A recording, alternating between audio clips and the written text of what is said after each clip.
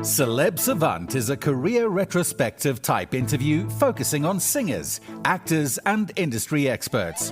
Join Barrett Edelstein now as he dives into the entertainment world.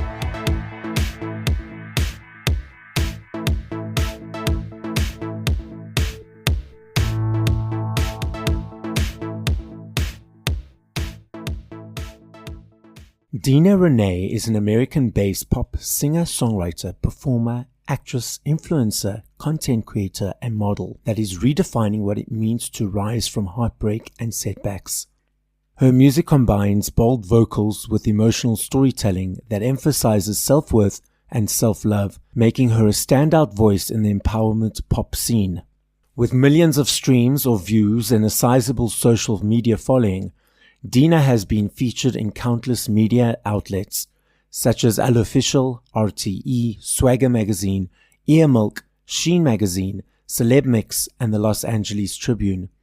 She has had acting roles in television shows such as Glee and The Goldbergs. She has performed at many iconic venues such as the Viper Room, the Mint, Molly Malone's, and the Peppermint Club, and she curates the weekly pop showcase LA at the Velvet Martini Lounge. With a fast-growing fan base, Dina isn't just making catchy pop. She's creating soundtracks for healing, rebirth, and the glow-up after heartbreak. Up next on Celeb Savant, we've got Dina Renée. Where in the world are you and how are you doing? I am in Los Angeles and I'm doing good. A little tired this morning. I worked pretty late last night, so running a showcase of singers, So when you say you're running a showcase, what does that mean? I do pop showcases for singers in LA. So we had some singers singing the original songs, and I also do karaoke nights. So it's pretty fun. So I meet a lot of different artists, and karaoke is kind of different in Los Angeles because you have the most amazing singers that will come out, and it's really fun to just kind of build each other up and kind of have a community that way here. I do the sound and I run the show. And Okay, so at what age, whether as a child or teenager, did you think, okay, I want to be in this creative world? And how did that journey progress? I was probably 3 years old, and I just remember, I think it was this is so random. I think it was Debbie Gibson or Paula Abdul, and my sister was dancing to that music, and I just remember hearing that pop music for the very first time. And before that, my parents listened to country, and it was a little different. But I just remember when I heard pop, something in my head was just clicked, and I remember being 3 or 4, and something was oh my God, I love this. And then I remember I found Mariah Carey. When I saw her for the first time singing, I was just oh my God, I want to be like her. And my sister was 5 years older than me, so and she could sing really well, and really looked up to her. And I would just listen to headphones. My dad had these big Sony recording headphones, and I would just go around the house. I wouldn't talk to anybody all day long. All I would do was listen to music on repeat. So since I was very young, and then I remember teaching myself how to play piano by ear, and no one told me to do that. I just went by the piano and decided I was going to learn. And so I always knew I had some kind of a gift, I guess, for music, because I didn't know how I knew how to teach myself how to play a song without anyone showing me, I guess. So then what were the next steps? So you taught yourself a piano, you knew that you had a passion and love for it. How did it then become professional? And then I remember, I was teaching myself how to write songs. I remember how when I was really young as well. But I mean, I would beg my parents for voice lessons, and I would tell them I wanted to be a singer, but no one really took me seriously. So I had to kind of leave my hometown. I think maybe when I was 18, I think it was discovering Britney Spears and really loving her voice that made me like my own voice and make me think oh, it's possible, because she came from a small town as well, and her family life was a lot like mine. But then, after, discovering Britney Spears and then kind of feeling okay, well, maybe it is possible. It wasn't until I moved away from Tennessee that it kind of became where I found, a good music producer and was able to release my music. And that's when Spotify had like just come out, and you could get with the distributor and release your own music without just putting it on SoundCloud. Yeah, moving to LA, like literally the first year I was here was when so many things had changed, like in the music industry. I would say in college I would write songs and I had a recording thing in my house. I didn't feel like my songs were good enough to release until I came here and found a producer here in Los Angeles. How do you create a song? Different ways. Like sometimes I'll be like in the shower or something, and I'll just like something will come to me, like a melody or an idea. Like maybe it'll even be a verse of, like maybe a hook of the song. It's really when you're not trying too hard, I guess. A lot of times when I'm driving, like I'll literally just put on a track and just see what comes out. But most of the time, like most of my songs that I have like a co-writer that I write with, and we just kind of talk about what I'm going through at the time. And then we'll kind of just come up with what we want it to sound like. Like if I have a few songs that I like right now, we'll kind of use those for inspiration, and we'll see like what kind of chords if we want to, if we want it to be a happier, like a sadder song. And yeah, we just kind of like we'll talk about ideas, and then we'll be like, oh my God, that's a good concept. Let's do that. Every time I've written a song with one of my co-writers, it's kind of like what you think you're going to write about that day. Like a lot of times you won't be writing about it all. A lot of times a song will just write itself, and with different writers that I work with, they all have different processes. So it's really cool to see, how we can come up with a song with different people, because everyone's a little bit different. A lot of times too, like a producer will play a track and you will sing over the track with melodies that you come up with, and you're not singing words. And then you'll choose which melodies you want to put together for the song, which ones that you like the best. And then that's when you'll come up with the words on top of that. So there's all different ways, but I feel like that's probably the most common I've seen. I love me a CD. I still budget for my CDs every month because for me, it's a thank you to you guys for all the hard work that you do in your creative process and your creation. I love the journey of the choice, the unpacking, the booklet, the thank yous. I'm unsure if you are or not aware, a massive uptick of physical around the world, UK, US, Europe. In fact, 2 years ago in the UK, 5.9 million vinyls sold, the biggest since 1990. Also last year in the UK, there's a basket of products that they gauge exchanges on. There needs to be a high number of exchanges every day for a product to be in this basket, and they monitor it for tax purposes. Because of the upsurge of CDs again, CDs are now back in the basket. And the research is showing it's the teenagers, the younger kids diving into this world. We also, as you referenced earlier, have Spotify and the DSPs where people listen to music on. What are your observations of the landscape at the moment? I would say, here in Los Angeles, we had all the stores closed that sell CDs. It's kind of sad because, yeah, I think it would be great in general to go back to that, just because it just feels like we appreciated it a lot more in the past. Like it was, we used to have to go to a store to listen to the album before it came out. It meant a lot more. And I feel like now, you'll release a song, and until somebody thinks that everybody's listening to it, they don't even want to hear it, I think.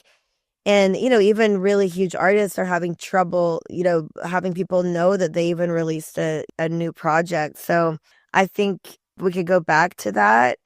It would be amazing because we work so hard on our art, and it's just, especially with Spotify, we don't get paid anything, like hardly at all. So, I think that would be great. I'll have to find all my, I don't even have a CD player anymore. That's great to hear that that's happening, because I think it would be great to be able to sell. I release singles right now, but I would love to put it all on a CD or a vinyl. It'd be really cool. Tell us about your latest singles that you've just released. In the past year, I've released, I guess, 3 or 4 songs. So our last 3 were kind of more dance tracks.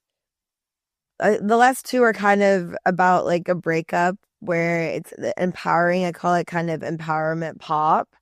So one of them is called Glow Up. And I feel like when you go through a breakup, sometimes it's the hardest thing. And every time I was going through one, I was just searching for like a pop song that would make me feel something and get through it because I love pop music. And I just couldn't really find anything at the time that was, newer that was out. So I kind of wanted to, write music because I was, that also helped me heal during my breakup. But one of them is called Glow Up, and it's kind of about being able to be yourself again and like put on makeup and dress up again and feel like you and kind of go out with your friends. Sounds really deep, but it's a cool song. The other one is called Heartbreak Saved My Life. And that one is just talking about how, when you're with somebody and like you, again, like don't feel like yourself and, you feel like your life is over and you're going to die literally without this person. But then one day you wake up and you think, okay, no, like I'm going to choose myself. And, this actually could have saved my life. Like the heartbreak I feel right now, because it's not worse than what would have been staying in it. I lost a friend to domestic violence about 15 years ago now. Or 14 years ago. So I try to like write songs that to help people if they're in a domestic violence situation. Cause it's like, I just feel like it's really hard to get out of. And if music can maybe do that as well, I try to write songs for that sometimes. But yeah, it's called Heartbreak Saved My Life. And it's a dance song. So it's kind of like a heavy topic, but the dance aspect of it just makes it really fun. And everyone that's heard it has said it's my best song that I've had. So that's exciting to hear that people are listening that I don't even think listened to my music before. So it's kind of cool. You referenced this earlier. So are you going to build up a catalog of music to eventually release a full album? Oh, yeah, I would like to. I've always been told as like an indie artist to just keep doing a single at a time, like because that kind of helps with the algorithm.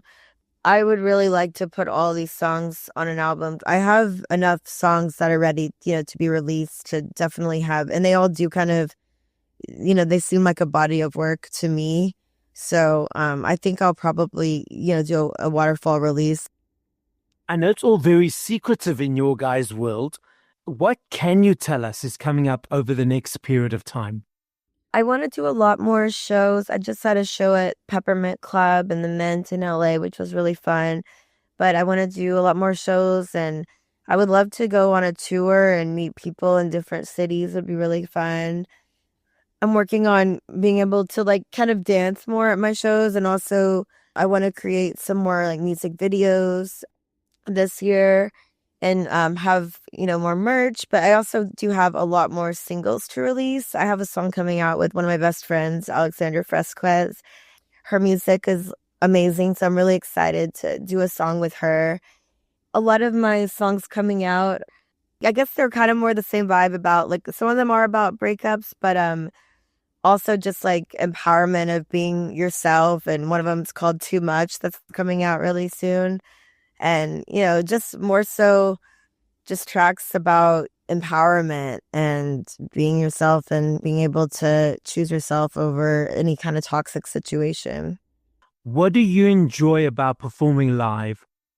I think because, you're also just delivering like your art. So to me, I don't have a therapist. Everyone should have one, but I haven't ever found a good one yet. But I feel like for me, it's therapy because I'm singing, on stage. Everything is personal things I've been through, and I've written every song that I sing. So for me, when I'm singing those songs and connecting with everyone in the room and looking around and making eye contact, I'm hoping to reach somebody and make them feel something. And I just think that is a really fun thing. I think it's probably, besides making the music and recording, I love recording. I think like being able to perform is my favorite thing to do. Last show I had my friends in the crowd and people in the crowd singing my songs back. And like, I actually haven't had that before really. And it was cool to see like multiple people enjoying my songs. And, a lot of shows I do are smaller and, it might be people that haven't heard me before. People are singing my songs in the crowd makes me feel like, wow, like that makes me feel like at least my song is reaching people and they're connecting to it. Really just hopefully inspiring people to also sing and go for their dreams as well. So you referenced eye contact. I'm that guy that's right up in front. I'm dancing, I'm jamming. I'll take my cell phone out for maybe 1 or 2 videos, 1 or 2 photos, and I put it away. I notice these days a lot of people are maybe videoing a lot, tweeting or posting, whatever they're doing, and the phone gets in the way. Do you not find from a person potentially on the stage seeing a bunch of phones instead of seeing a bunch of eyes that it takes away from that moment and that connection? Or it's just where society is at this stage?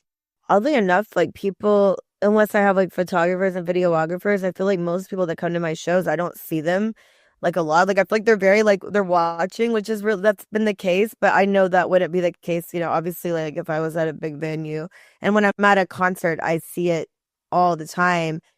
And I noticed, myself doing it. And that's what I started to realize. I think I realized early on when you have your phone, are you really going to watch that video back later? Like at the concert you're at, you're going to remember how you felt when you were there. And I just think when you're looking through your phone lens, you're kind of looking at the phone instead of the artist. There are times, like let's say you have bad seats and you put the phone up really high and you zoom in, you can see better that way. I just remember I was one of the first people of my friends to get a digital camera. And I would always like film everywhere I would go. And I remember really young, my friends saying like, don't use your camera. Like, don't you want to like remember actually being here? And that stuck with me so much that like I just always after that was like, yeah, she's right. Like, am I even going to watch this back? I'm not like, you know? So yeah, I appreciate them filming a little bit. So, repost and share it is great. But I would much rather people, be present for sure. And maybe people will catch on eventually that they're not really watching the stuff back. They're just not in the moment. I love this next game. I know if I had to ask this question tomorrow, the next day, or the next day, I know your answer will be different every time. I'm not saying favorite. I'm saying top of mind. If once we finish this conversation, you had to go and push play to 5 other artists, who would those artists be? And if you could think of songs of theirs, what songs would you play? I mean, my top favorite songs would be like Someday, Mariah Carey, Britney Spears, Every Time.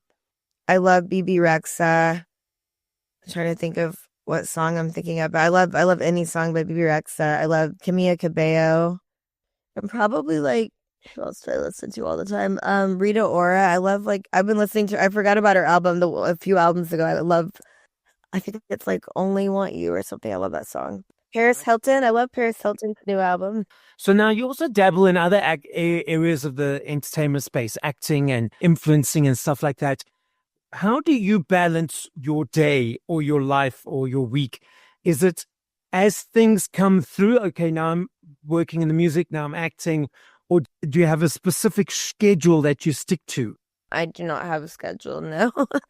I'm so ADHD. I wish I did, but I do take voice lessons once a week. I kind of vary the time. I've been taking like dance, and then I also record usually a few times a week. I have different sessions where I'll work with different writers. Yeah, it's not really a set schedule right now, but it's just kind of whenever people are available, I guess. In LA, we're kind of crazy. We're all kind of all over the place. For you, being in the industry as the length you have and still going for voice lessons, why do you feel it's important from your personal experience to keep honing that muscle and that craft through lessons and through preparation as you do?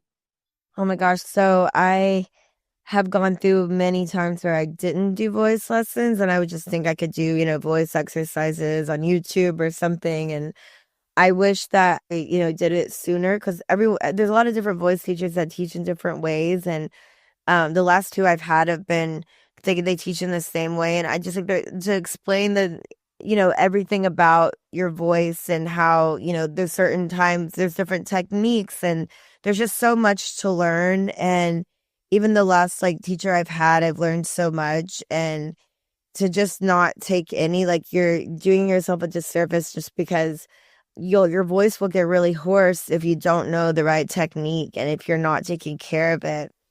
And I'm someone that gets hoarse extremely easily. I've had nodules before. For many years, I couldn't sing because I had really bad nodules on my vocal cords.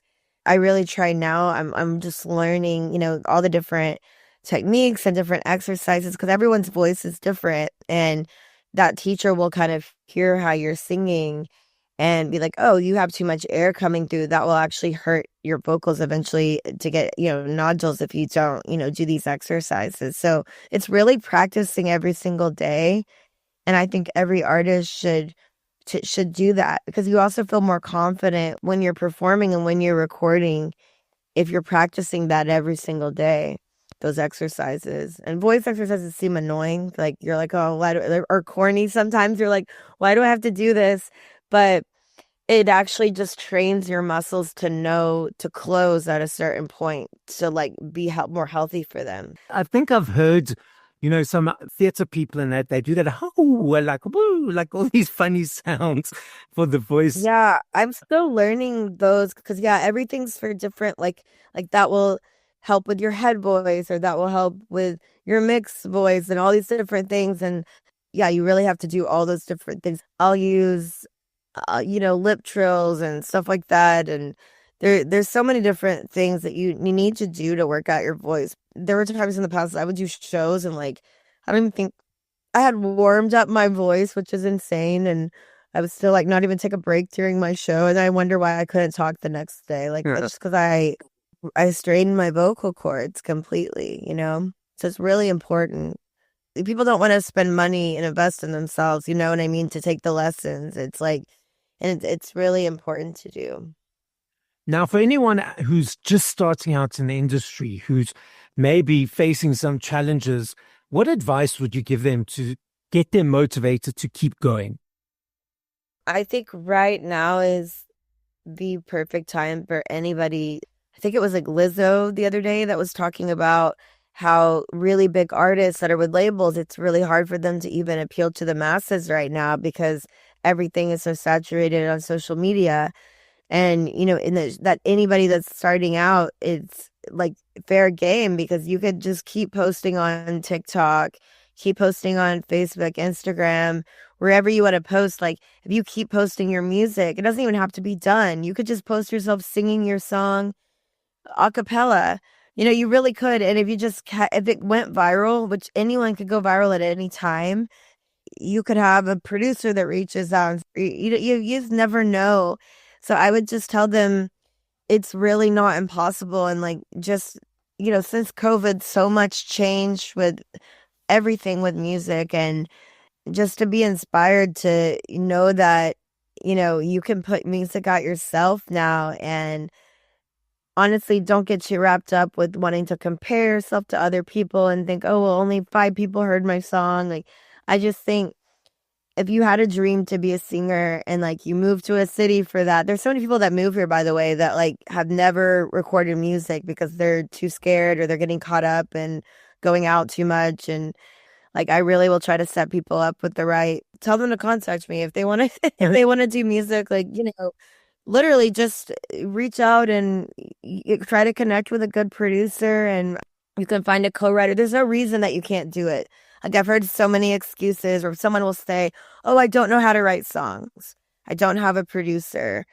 I don't have a good microphone. And it's just like, there's so many ways around it, Yeah, I think it's all about collaboration as well. Now's the time. And don't doubt yourself. The podcast is listened to throughout the world. As a final message to the listening audience, what would you like to say? I would just like to say I hope everyone has an amazing year. It's the new year. So if you listen to my music, I hope it empowers you and makes you happy. I hope it makes you dance. And I hope you listen to my new song, Heartbreak Saved My Life, and it makes you feel something. And share it with anyone going through a breakup. Thank you for listening to this episode of Celeb Savant. Please follow Barrett on TikTok, Instagram, YouTube, and Facebook at Celeb Savant. That's CelebSavant.